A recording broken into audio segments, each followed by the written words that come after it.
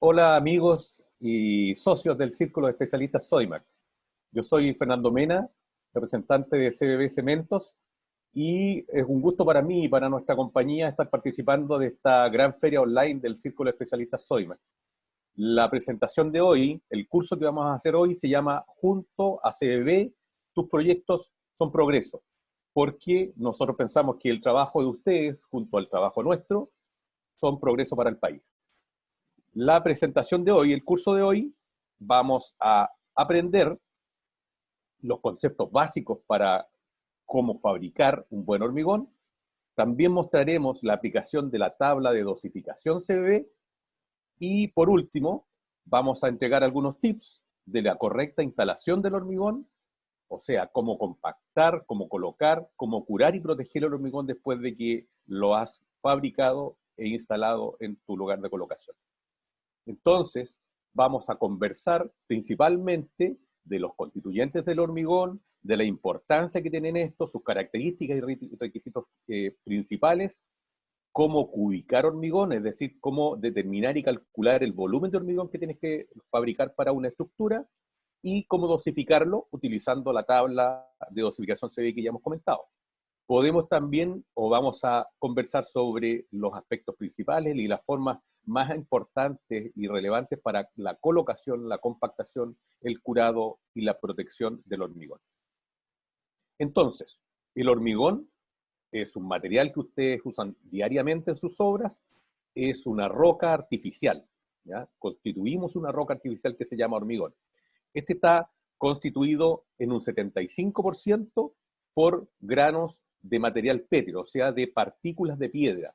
Este es el material más abundante del hormigón en un 75%, y es el que le otorga la gran resistencia que tiene este material.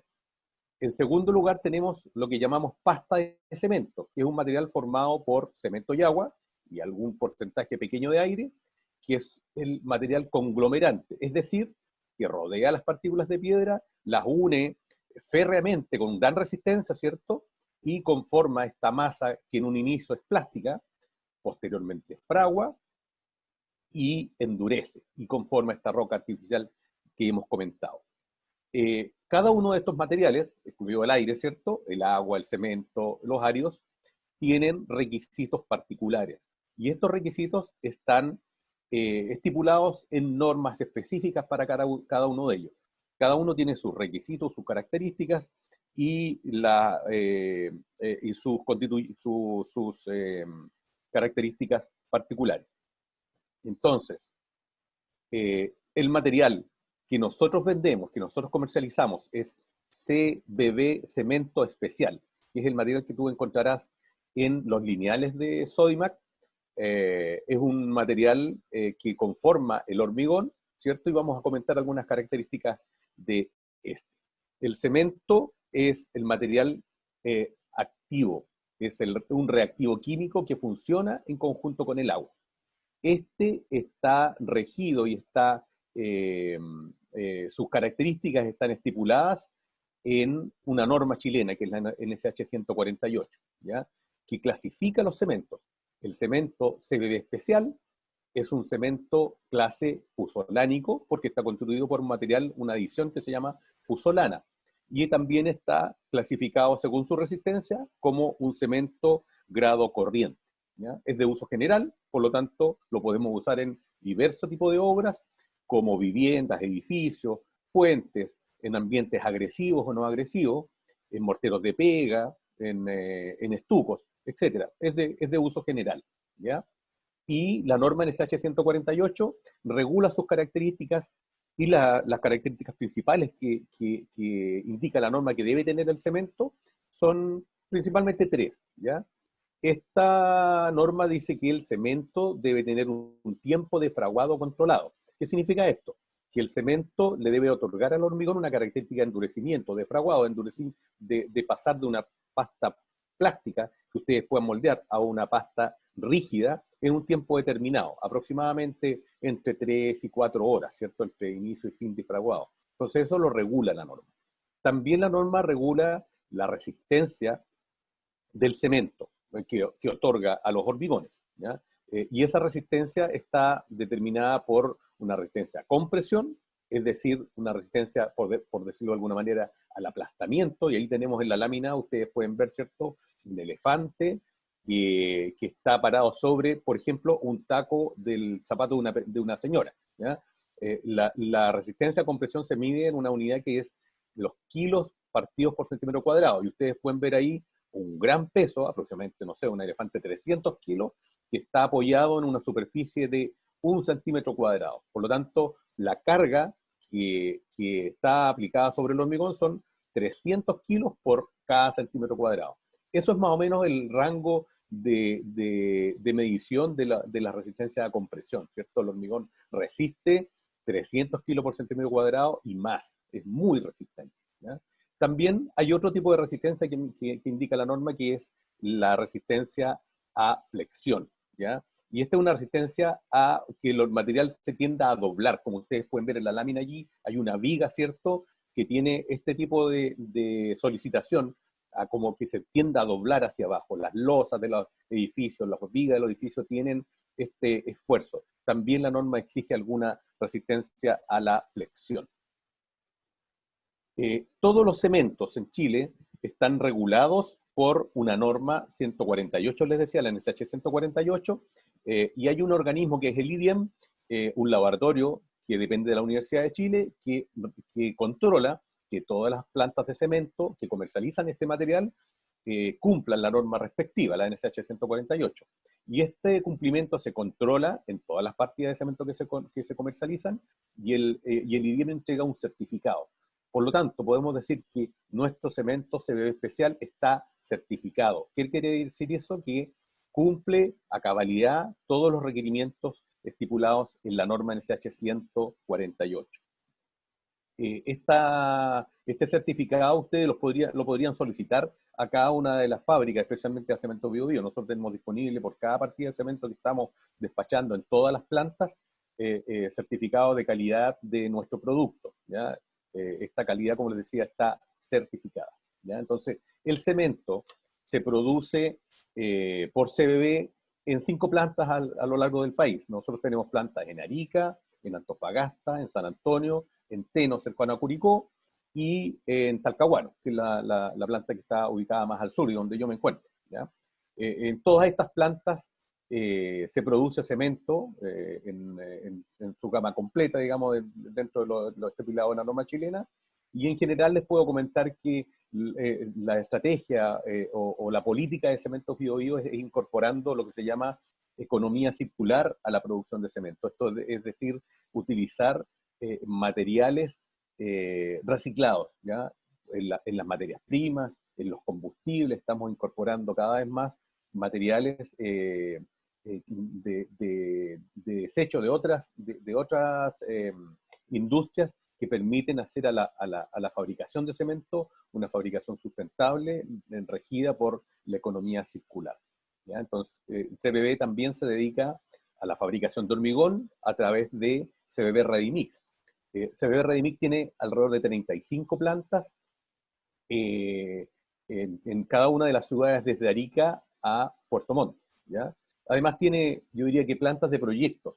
Al día de hoy tenemos, yo diría que 2 plantas de proyectos importantes. Una acá en la 8ª región, en el proyecto MAPA, que es una gran fábrica de celulosa que se está construyendo, y también tenemos una planta o varias plantas en el proyecto Chacao, que es el puente que va a cruzar el canal de Chacao desde el continente a Chiloé, ¿ya? Esas son nuestras 2 grandes plantas de proyecto que tenemos en este momento. CBB también se dedica a la fabricación de cales, teniendo 2 plantas en el país, en Copiapó y Antofagasta. Con estas 2 plantas produce materiales para la gran minería del cobre y para la agricultura, ¿ya? Y también tenemos operaciones en Argentina con cal, y estamos en la construcción de un proyecto, todavía no estamos construyendo, estamos en el proyecto de una fábrica de cemento en Perú. Por lo tanto, CBB se está internacionalizando. Entonces, el cemento, como les decía, es un material higroscópico, que es un reactivo químico que reacciona con el agua, la humedad, ¿ya? Por lo tanto, cuando tú compres cemento y lo almacenes en tu obra, debes tener características o condiciones especiales para almacenarlo. El cemento encuentra agua y se va a hidratar, se va a convertir en esa roca artificial. Por lo tanto, para poder permanecer con este producto gran tiempo, tienes que tener algunas condiciones especiales. Bodegas cerradas y cubiertas, bodegas impermeables. Los pies o los acopios de cemento tienen que estar separados del piso, alrededor de 15 o 20 centímetros sobre un tablado o palet. Las pilas no pueden ser más allá de 10 a 2 unidades en altura, separadas del piso, como decía, de las paredes y del techo de la bodega, para que la condensación probable que se pueda producir no humedezca el cemento y haya ventilación, el aire pueda sacar en la humedad y no afecte este material. Y por último, para poder mantener el cemento en buenas condiciones, tienes que usar una administración de bodega del tipo FIFO. ¿Qué quiere decir esto? Que el primer saco que llegue a la bodega debe ser el primero que salga de ella, para que no permanezca mucho tiempo el cemento en la bodega. Lo usa Sodimac, ¿cierto?, en su almacenamiento, y también lo debes usar tú en tu obra, ¿ya? ¿Cuánto tiempo dura el cemento? En el saco dice 60 días, pero esa es una data relativa. Sabemos que el cemento va a reaccionar con el agua cuando la encuentre. Por lo tanto, si el camión, por ejemplo, al salir de la planta se moja o tiene la carpa rota, el cemento se va a hidratar de inmediato. Por lo tanto, tienes que darle las condiciones ideales. Si tú tienes condiciones ideales en una condición muy seca, el cemento va a durar 60 días. Pero si tienes condiciones no muy buenas, el cemento no va a durar tanto, puede endurecerse muy rápidamente, especialmente en tiempo de invierno. Entonces tienes que darle las condiciones de almacenamiento adecuadas. La normativa de hoy día, ¿cierto?, bajo un decreto que es del Ministerio de Economía, que es el decreto 248, nos obliga a todos los fabricantes de cemento a entregar cierta información básica. Esta está indicada en un rótulo que está en la parte posterior del saco, lo que ustedes están viendo en pantalla, que entrega información bastante importante para que ustedes tengan durante la compra, ¿ya? Allí está, o debería estar, la fecha de envasado, para que tú tengas claridad de cuándo fue envasado el saco que estás comprando. Eso está en una impresión en el costado del saco. Allí puedes controlar el tiempo que permaneció almacenado el cemento a partir de su envasado. También está, como tenemos cementos importados, ¿cierto?, la norma hoy día nos indica identificar cuál es la planta o la empresa que lo fabricó, el país de origen y la planta donde se fabricó, la norma a la que está adscrito, ¿ya? La clasificación del cemento según la norma, en grado y en clase, dependiendo de cómo es fabricado o cuánta resistencia tiene. Hay bastante información que tú puedes acceder en este rótulo para poder tener tú, cuando estés comprando este material, ¿ya? Bien, como decíamos, el cemento no funciona solo, el cemento funciona con agua. En el hormigón tienes que agregar agua, y no cualquier agua, ¿ya? O sea, puedes tener diversos tipos de agua. Normalmente se usa agua potable, que no tiene contraindicación. Las aguas potables están reguladas y tienen un proceso que controla sus características. El agua para hormigón también debe cumplirse esta característica. No puedes usar cualquier agua, ¿ya? No puede ser agua contaminante.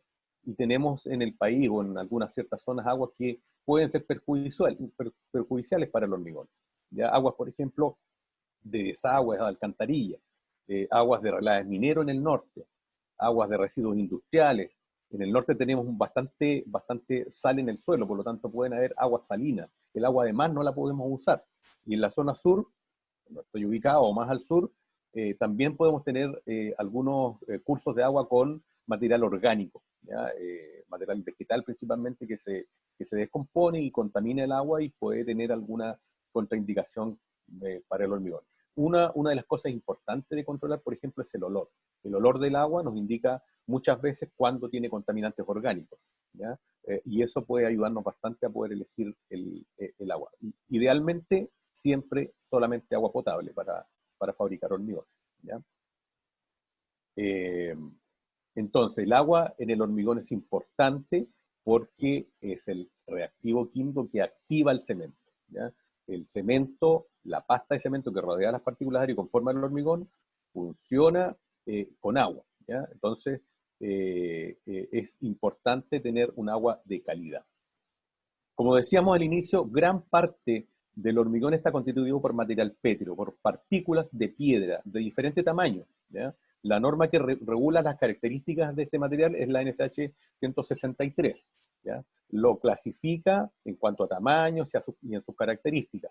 Y podemos decir que está clasificado en áreos gruesos y áreos finos.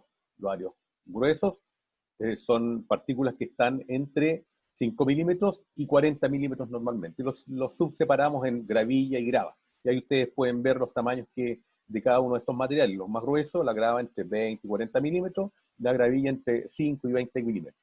Y por otro lado tenemos los áreos finos, que son las arenas, ¿ya? Las arenas son materiales que sus partículas están bajo los 5 milímetros. Entonces, con esta diversidad de partículas, en los áreos por hormigón tienen que tener una gran diversidad de partículas para poder rellenar los espacios y dejarle los espacios más pequeños para que el cemento o la pasta de cemento se meta entre esos espacios y rellene y conglomere estas partículas para formar el hormigón. Tenemos que tener en estos materiales características bien especiales, ¿cierto? Una de ellas es la forma. Tenemos áreos que podemos decir que son de canto rodado, o sea, de canto redondeado, y superficie lisa, que están normalmente, vienen directamente desde el río, y por otro lado tenemos los áreos de canto chancado, ¿ya? De canto anguloso, de superficie rugosa, que tienen comportamientos diferentes en el hormigón, ¿ya? En general, vamos a preferir áreos que sean chancados, que tengan superficie irregular, rugosa, canto anguloso, pero que sean como aparece allí en la transparencia, ¿cierto? Dice en el canto chancado correcto, es un material que es cúbico, ¿ya? Que no es laminar. Cuando el material es laminar, cuando tiene lo que llamamos tagüita, ¿cierto? Esa piedra que tiramos cuando éramos pequeños a hacer tagüitas en un lago o en un río, ¿ya? Ese material laminar es incorrecto para el hormigón, debe tener una consistencia, una forma cilíndrica o cúbica, ¿ya? Eso es lo correcto para el hormigón. Otra cosa de controlar es la porosidad. Áreos que no sean tipo volcánico, entre comillas, ¿ya? Que no tengan mucha porosidad. La porosidad implica absorción de agua por el área, por lo tanto nos va a quitar agua demasiado y nos va a complicar en la trabajabilidad del hormigón. Y yo diría que una de las cosas más importantes de controlar es la suciedad. Los áreos por hormigón deben estar limpios. No deben tener material particulado o tierra en la superficie de él, ¿ya? Si nosotros queremos adherir la pasta de cemento al área, el área tiene que estar limpio, ¿ya? Eso es fácil de controlar. La norma regula la cuantía de la cantidad de tierra que deben tener los áreos, pero si nosotros vamos a un acopio de la obra, lo observamos, ¿cierto? Lo tocamos, la arena la apretamos entre las manos, nos vamos a dar cuenta al tiro cuando tiene suciedad. Por lo tanto, debemos, digamos, hacer un trabajo de mirar los áreos, de verificar que estén totalmente limpios. Si están sucios, cambiar el proveedor, ¿ya? Entonces, la suciedad de los áreos, la forma de él, la granulometría, la separación de los áreos por tamaño es importante. Entonces, ya tenemos algunas características de los materiales, ¿ya? Para fabricar el hormigón necesitamos dosificarlo, ¿ya? ¿Qué significa eso? Proporcionar en forma correcta la cuantía de cada uno de estos materiales en el hormigón. Y aquí tenemos lo que llamamos la tabla de dosificación CBB, ¿ya? Y para poder aprenderla, para aprender a usarla, ustedes tienen que saber que está ordenada por elementos, ¿cierto? Cada fila es un elemento constructivo, cimientos y emplantillados, radieres, cadenas, muros, pilares, pavimentos, morteros de pega, y eso nos va a permitir clasificar por estructura la dosificación que vamos a usar. Está dada para un saco de cemento, ¿cierto? La segunda columna dice cemento, y todas las proporciones están dadas para un saco de 25 kilos, que es lo que comercializamos hoy, ¿ya? Entonces, si queremos proporcionar los otros materiales, vamos a la columna que corresponde, arena, grava, agua, ¿cierto? Y esto está dado o está medido en baldes concreteros. El balde que consideramos nosotros para la tabla de dosificación es el balde de 10 litros. Por lo tanto, si vamos al ejemplo del radier, tenemos por cada saco de cemento tenemos que usar 5 baldes de arena, ¿ya? 5 baldes de arena por 10 litros son 50 litros de arena que tenemos que utilizar. 5,5 baldes de grava, ¿ya? O sea, por 10, 55 litros de grava. Un balde de agua. Eso quiere decir 10 litros de agua, ¿ya? Si nosotros juntamos estos materiales y mezclamos el saco de cemento y los materiales correspondientes, vamos a hacer un volumen compactado de la estructura de 80 litros, ¿ya? 80 litros de hormigón. Ese es el rendimiento por cada saco de cemento, 80 litros de hormigón por saco. Y en la última columna tenemos el rendimiento de sacos por cada metro cúbico.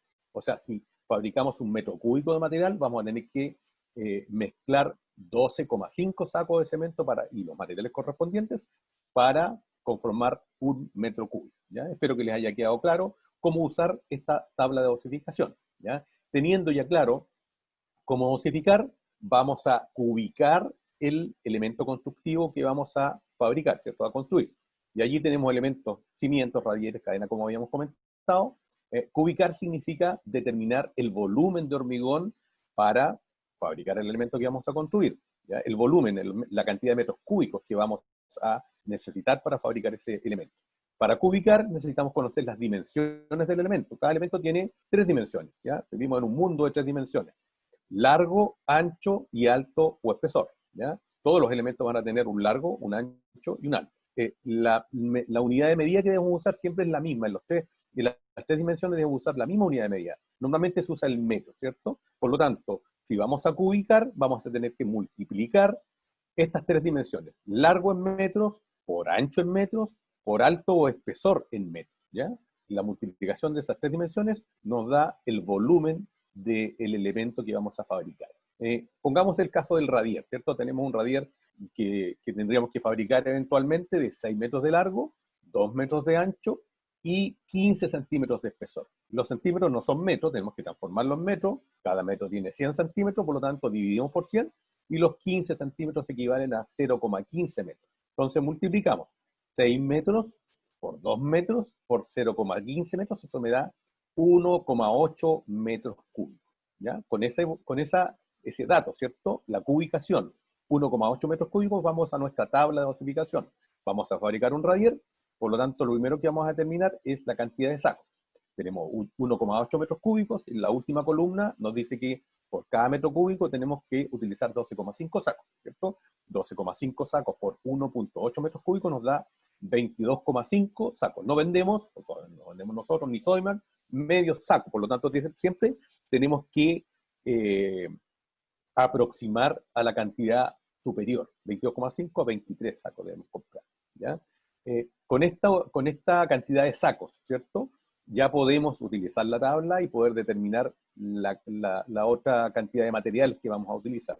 En el caso de la arena, como tenemos que utilizar 23 sacos, ¿cierto? Y cada saco utiliza 5 baldes de arena y cada balde de arena tiene 10 litros, multiplicamos 23 por 5 baldes por 10 litros nos da 1.150 litros de arena. 1.150 litros son 1,15 metros cúbicos, ¿ya? Siempre aproximamos hacia arriba, podríamos comprar un metro cúbico y medio, ¿ya? Y así, de la misma forma, vamos calculando la grava y el agua, ¿ya? Entonces tenemos la cubicación del hormigón que vamos a fabricar y tenemos la cantidad de materiales que nos van a servir para comprar estos materiales y también para fabricar el hormigón en terreno. Esto también es una dosificación para utilizarla en terreno y fabricar el hormigón adecuadamente, ¿ya? Entonces ya tenemos las cantidades adecuadas para fabricar nuestro elemento. Ahora, después de la fabricación, tenemos que colocar el hormigón, ¿ya? Tenemos que verterlo dentro de los moldajes para construir el elemento que vamos a fabricar.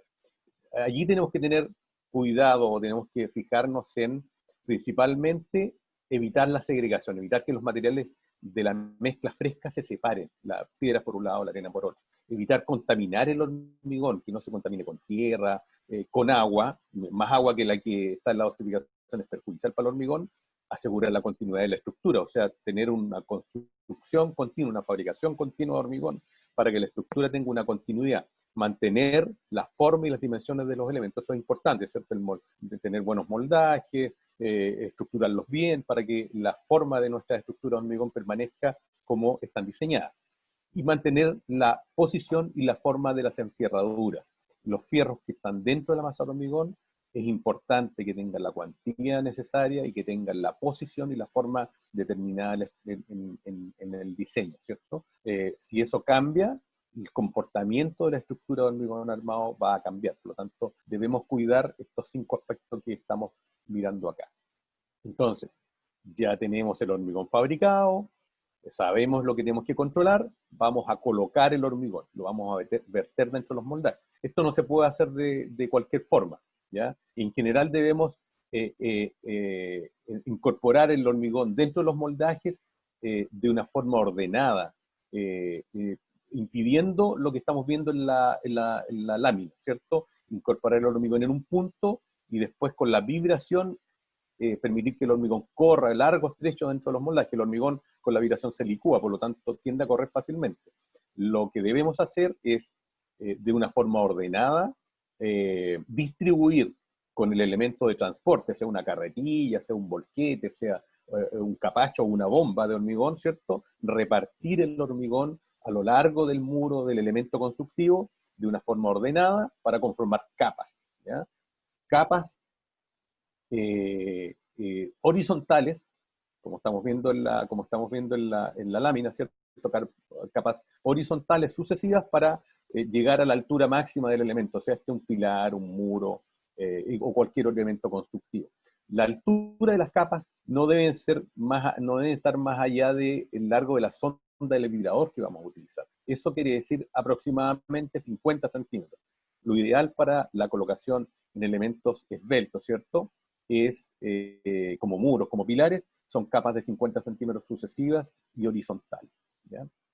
Teniendo esto ya claro, el hormigón dentro de los moldajes colocado ordenadamente, debemos compactar.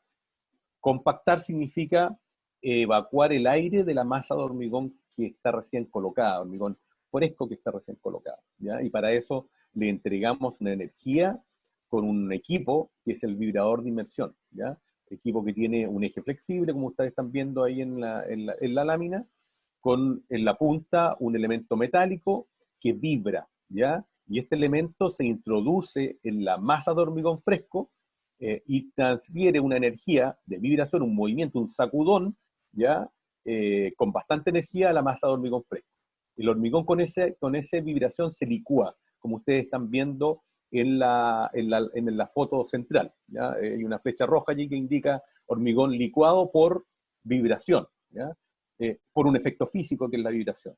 Si ustedes se alejan un poquito hacia atrás, ustedes pueden ver que el hormigón no está afectado por la visión, está tan seco como uno lo veía antes, ¿ya? Es como si le hubiéramos echado más agua por efecto de la vibración, se licúa. Como el hormigón se licúa, lo más pesado baja, lo más liviano sube.